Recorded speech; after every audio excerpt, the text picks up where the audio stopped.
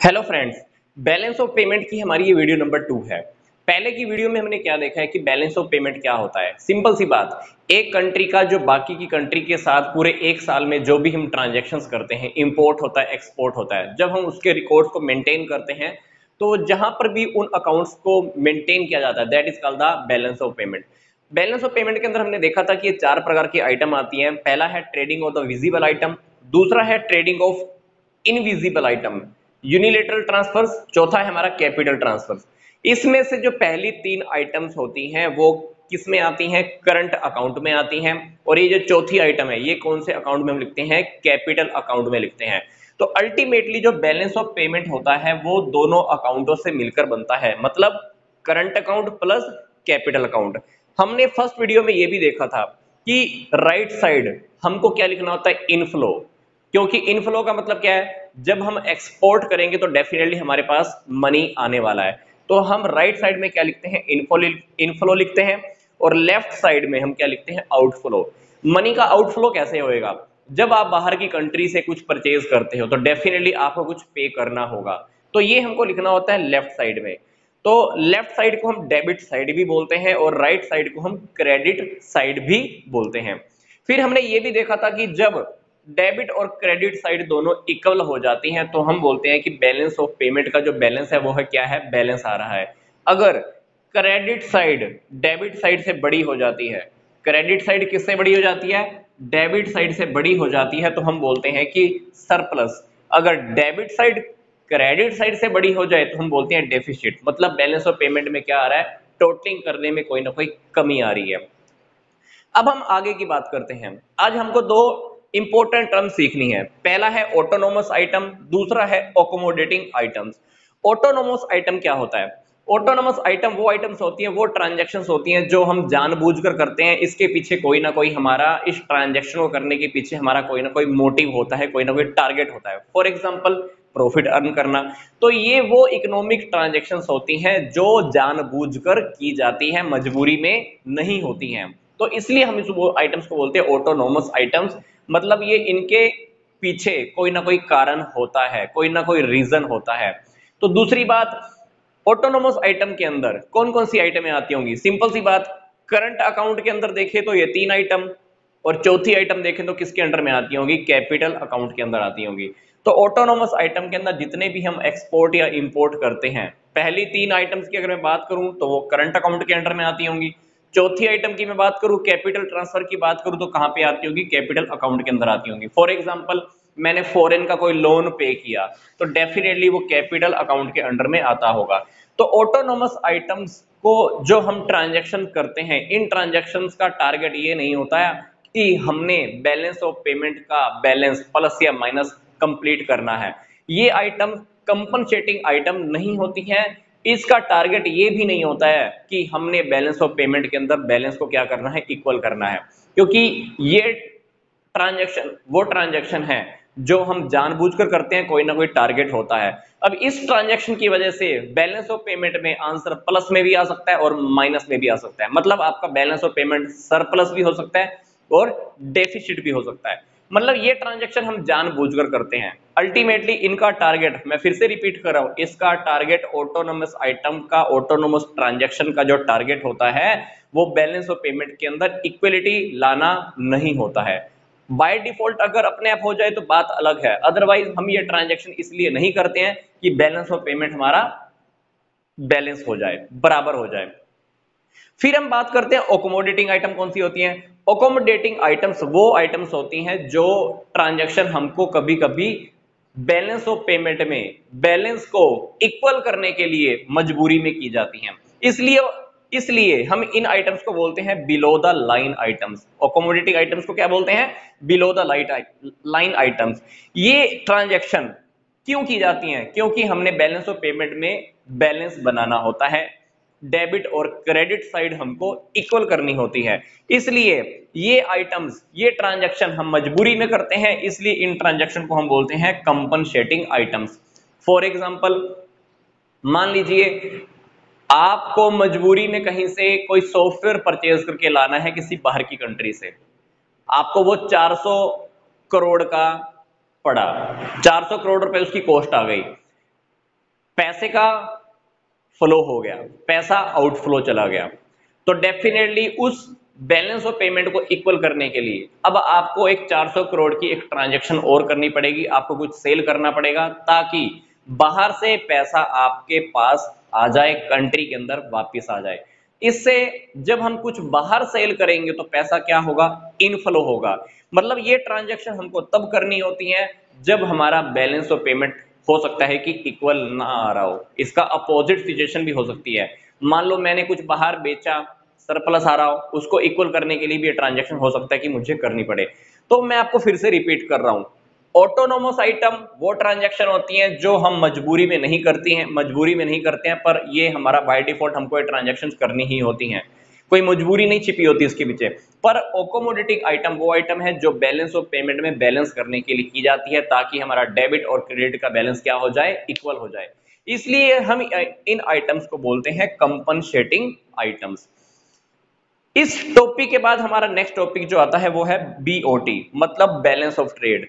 Balance of trade मैंने कल पहले वाली वीडियो में भी ये डिस्कस किया था। बैलेंस ऑफ ट्रेड क्या होता है, जब हम विजिबल आइटम्स बोले तो गुड्स के अंदर बाहर की कंट्रीज के साथ जब मैं गुड्स का एक्सपोर्ट या इंपोर्ट करता हूं, किसकी बात कर रहा हूं, सिर्फ गुड्स की। गुड्स बोले तो विजिबल आइटम, विजिबल आइटम्स के अंदर अगर मैं जब एक्सपोर्ट और इंपोर्ट करता हूं, सिर्फ इसी टॉपिक को लेकर अगर मैं अकाउंट मेंटेन करता हूं तो उसको हम बोलते हैं बैलेंस ऑफ ट्रेड। मतलब बैलेंस ऑफ ट्रेड क्या है, export and import of visible item. अब बैलेंस ऑफ ट्रेड बैलेंस कब होता है, बैलेंस ऑफ ट्रेड बैलेंस तब होता है जब हमारे एक्सपोर्ट, कौन से एक्सपोर्ट, विजिबल आइटम के इक्वल हो जाए, किसके, इंपोर्ट ऑफ विजिबल आइटम के। मतलब हमारे एक्सपोर्ट और इंपोर्ट जब हमारे इक्वल हो जाते हैं गुड्स के, विजिबल आइटम के, तब हम बोलते हैं कि बैलेंस ऑफ ट्रेड क्या है, बैलेंस है। बैलेंस ऑफ ट्रेड और बैलेंस ऑफ पेमेंट में डिफरेंस क्या है, बैलेंस ऑफ पेमेंट के अंदर देखा जाए तो ये सारा का सारा कवर हो जाएगा, क्योंकि बैलेंस ऑफ पेमेंट के अंदर क्या, ये 3 आइटम है करंट अकाउंट में, चौथी आइटम किस में आ जाएगी, कैपिटल अकाउंट में आ जाएगी। पर अगर मैं बैलेंस ऑफ ट्रेड की बात करूं तो बैलेंस ऑफ ट्रेड में क्या आएगा, बैलेंस ऑफ ट्रेड के अंदर सिर्फ यही वाली आइटम की बात कर रहा हूं, that is the balance of trade. देखा जाए तो balance of trade balance of payment का एक छोटा सा पार्ट है। अब हम बात करते हैं कि बैलेंस ऑफ पेमेंट में डिफिसिट क्यों आता है। डिफिसिट का मतलब है कि बैलेंस ऑफ पेमेंट में कमी कह रह जाती है, मतलब जब डेबिट बैलेंस क्रेडिट बैलेंस से ज्यादा हो जाता है। फॉर एग्जांपल ये साइड पैसे का फ्लो बाहर ज्यादा हो गया है और हमने एक्सपोर्ट कम किए थे, इसलिए पैसा हमारे पास इनफ्लो में कम आया है। मतलब डेबिट साइड क्रेडिट साइड से जब ज्यादा हो जाती है तो उसको हम बोलते हैं बैलेंस ऑफ पेमेंट क्या हो गया है, डेफिसिट हो गया। मतलब उसके अंदर एक डेफिसिट आना स्टार्ट हो जाता है, मतलब जब डेबिट साइड क्रेडिट साइड से ज्यादा है। सिंपल सी बात, कई फैक्टर होते हैं जिसकी वजह से डेफिसिट आता है, कमी आती है बैलेंस ऑफ पेमेंट के अंदर। पहली बात है सोशल फैक्टर। सोशल फैक्टर के अंदर पहला है डेमोन्स्ट्रेशन इफेक्ट। कभी कभी ऐसा होता है कि जैसे मान लो कोई पर्सन बाहर गया, उसने देखा कि वहां पे कोई स्पेशल प्रोडक्ट बाहर सेल हो रहा है, वैसी वैसी क्वालिटी, वैसी वैसी पर्सनैलिटी की क्वालिटी की यहाँ पर इंडिया में नहीं है, तो हम क्या करते हैं, बाहर की किसी प्रोडक्ट को हम इंडिया में मान लो लॉन्च करा देते हैं। तो डेफिनेटली डोमिनोज का एग्जांपल ले लो आप, डोमिनोज ने यहाँ पर इंडिया के अंदर अपने शोरूम खोले, तो डोमिनोज से जितना भी पैसा उनका अर्न होता है, कुछ परसेंट हो सकता है कि इंडिया में रहता होगा, पर इंडिया का बहुत सारा पैसा इंडिया से बाहर चला जाता है। तो अल्टीमेटली पैसे का काफी सारा क्या होता है, आउटफ्लो होता है। तो आउटफ्लो होने से हमारा डेबिट बैलेंस ज्यादा हो जाता होगा। दूसरी बात, चेंज इन प्रेफरेंसेस। बाहर के फैशन को देखकर, बाहर की टेक्नोलॉजी को देखकर लोगों की प्रेफरेंसेस के अंदर काफी सारा चेंज आता है। डेफिनेटली हमको बाहर से बहुत कुछ क्या करना पड़ता है, इंपोर्ट करना पड़ता है। और जब हम इंपोर्ट करते हैं तो पैसे का क्या होता होगा, आउटफ्लो होता होगा। अब जब आउटफ्लो होगा तो क्या होगा, डेबिट बैलेंस क्रेडिट बैलेंस से अल्टीमेटली क्या हो जाएगा, ज्यादा हो जाता है। फिर हम बात करते हैं पॉलिटिकल फैक्टर्स।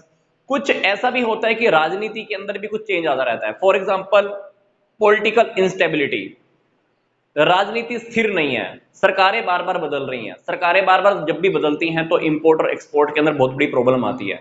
एक्सपोर्ट हो सकता है कि बाहर हो ही नहीं रहा हो, और जबकि हम बाहर से बहुत कुछ इंपोर्ट कर रहे हो और इसी वजह से हमारा पैसा बहुत कुछ बाहर भी जा रहा हो।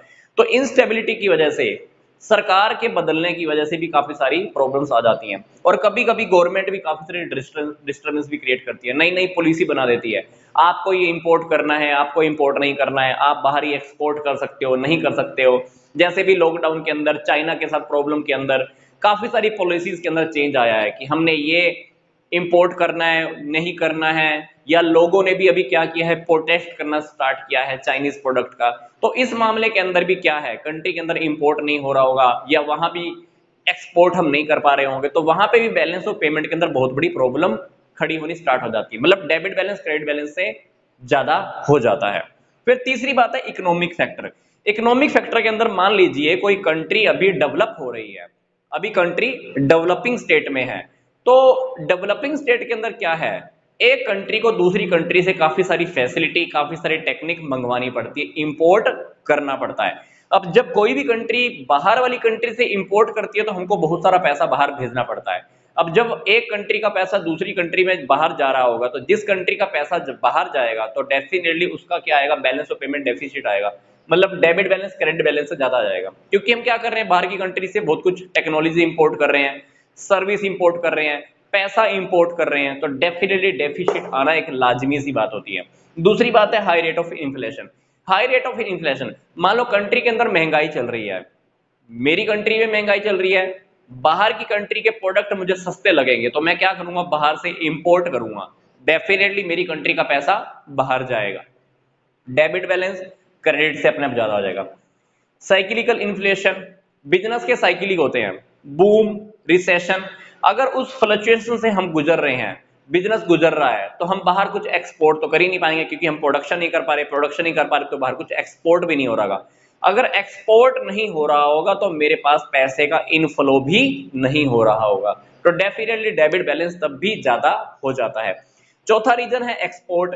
एक्सपोर्ट मान लो मैंने कम कर दिए, कोई भी रीजन है, मेरी कंट्री ने मान लो एक्सपोर्ट करने कम कर दिए, बाहर में कुछ एक्सपोर्ट कर नहीं रहा, जब एक्सपोर्ट ही कम हो गए तो बाहर से पैसा नहीं आ रहा होगा, पैसा इनफ्लो नहीं हो रहा होगा, तो डेबिट बैलेंस क्रेडिट बैलेंस से ज्यादा हो जाता है। इंपोर्ट, कंट्री के अंदर कभी कभी ऐसा होता है कि इंपोर्ट हमने बहुत ज्यादा बढ़ा दिए, मान लो इंडिया के अंदर दो तीन कंट्रीज के साथ हमारा पेट्रोलियम का कॉन्ट्रैक्ट था, अब उस कंट्री से पेट्रोलियम नहीं आ रहा, हमको मान लो किसी और कंट्री से पेट्रोलियम परचेज करना पड़ गया, बट वो महंगा आ रहा है, तो अगर इंपोर्ट इस तरीके से बढ़ जाता है या किसी भी तरीके से मैंने बाहर की कंट्री से इंपोर्ट करना बहुत ज्यादा कर दिया, बाहर से मैं बहुत कुछ ज्यादा मंगवा रहा हूं, तो क्या होगा, मेरी कंट्री का पैसा बाहर जा रहा होगा, आउटफ्लो हो रहा होगा। In that case the debit balance is always greater than the credit balance. तो ये बैलेंस ऑफ पेमेंट के अंदर काफी सारी डिफिसिट आने के कारण होते हैं, पहला है सोशल फैक्टर, दूसरा है पॉलिटिकल फैक्टर और तीसरा है इकोनॉमिक फैक्टर। अब हम बात करते हैं हमारा last topic, balance of payment in the accounting sense and the balance of payment in the operational sense. देखो बैलेंस ऑफ पेमेंट का अकाउंटिंग सेंस में क्या मतलब है, सिंपल सी बात, अकाउंटिंग के बच्चे जो कॉमर्स के बच्चे हैं वो इस बात को बहुत जल्दी समझ पाते हैं कि अकाउंट्स के अंदर हम डबल एंट्री सिस्टम को फॉलो करते हैं, मतलब जितने अमाउंट से हम डेबिट करते हैं उतने ही अमाउंट से हमको क्या करना होता है, क्रेडिट करना होता है। अगर हम बैलेंस ऑफ पेमेंट को अकाउंटिंग सेंस के अंडर में देखें तो बैलेंस ऑफ पेमेंट हमेशा इक्वल ही रहता है, मतलब डेबिट साइड क्रेडिट साइड के इक्वल रहेगी, हमको उसको बराबर करने की जरूरत भी नहीं होती है। अकाउंटिंग सेंस के according balance of payment equal रहता है, बैलेंस रहता है। Balance of payment in operational sense, मतलब व्यवहार के अंदर नेचुरल, अगर हम ऑपरेशनल सेंस के अंदर देखें तो बैलेंस ऑफ पेमेंट हमेशा बैलेंस नहीं रहता है, हो सकता है कि कभी इनफ्लो ज्यादा हो जाए, आउटफ्लो कम होए, या आउटफ्लो ज्यादा हो जाए, इनफ्लो कम होए। ऑपरेशनल सेंस के अकॉर्डिंग कहते हैं कि बैलेंस ऑफ पेमेंट हमेशा ही इक्वल नहीं होता है, बैलेंस नहीं होता है, या तो उसको बैलेंस किया जाता है या बैलेंस अपने आप ही आ जाता है। इसको हम अभी एक एग्जांपल के थ्रू देख लेते हैं। बैलेंस ऑफ ट्रेड के अंदर हमने देखा है कि सिर्फ ट्रेडिंग आइटम्स का ही हम क्या करते हैं, सिर्फ विजिबल आइटम्स की ही एक्सपोर्ट या इंपोर्ट लेके चलते हैं। फॉर एग्जांपल मान लीजिए मैंने एक्सपोर्ट किया और एक्सपोर्ट करने से मेरे पास पैसा आया 550 करोड़, मैंने बाहर से इंपोर्ट किया, मैंने पेमेंट की होगी 800 करोड़ की, तो मेरे पास बैलेंस क्या हो गया, माइनस में चला गया, minus 250 CR। Balance of payment of current account, current account के अंदर मैंने आपको बताया था कि तीनों की तीनों आइटमें आती हैं, पहली आइटम का टोटल तो मैं ऑलरेडी कर चुका हूं -250, बाकी के लगा लो कि सर्विसेज का एक्सपोर्ट इंपोर्ट हुआ, हमारे पास आंसर आया प्लस में। यूनिलेटर का मान लीजिए 220 आया, तो अगर आप इसको टोटल कर दोगे तो अभी भी आंसर हमारा -130 आ रहा है, -130 CR क्रेडिट आ रहा है।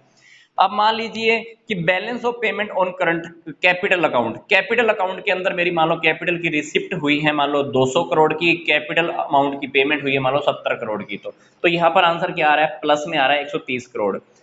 बैलेंस ऑफ पेमेंट मैंने आपको बताया था दोनों से मिलकर बनता है current account plus capital account. Current account का टोटल अब तक क्या आ रहा है, -130। कैपिटल अकाउंट का टोटल क्या आ रहा है अब तक, +130। तो -130 प्लस 130 करें तो क्या आएगा, 0। मतलब overall balance of payment always balance रहता है। तो जो बात मैं आपको ऑलरेडी बोल रहा था कि ओवरऑल बैलेंस हमको या तो टोटल 0 आ ही जाएगा, वो इक्वल आ ही जाएगा, या हमको उसको इक्वल करना पड़ता है। ऑपरेशनल सेंस के अंदर अगर हम बात करें तो करंट अकाउंट का अगर टोटल प्लस माइनस हो रहा है तो उसको हम कैपिटल अकाउंट की हेल्प से पूरा करते हैं। अगर फिर भी नहीं हो रहा है तो हमने पिछली वाली वीडियो में देखा था कि हमने अकोमोडेटिंग आइटम्स के थ्रू हमने उसको कंप्लीट, यही होता है जो अकोमोडेटिंग आइटम कैपिटल अकाउंट के अंडर में ही आती हैं। तो ये हमारा वीडियो नंबर 2 कंप्लीट होता है। तो अगर आपने अभी भी वीडियो नंबर 1 नहीं देखा है तो आप उसको एक बार देख लीजिए, ताकि आपका ये चैप्टर बहुत अच्छे से आपका रेडी हो जाएगा। तो मिलते हैं नेक्स्ट चैप्टर के अंदर। यहां तक का वीडियो देखने के लिए आपका धन्यवाद।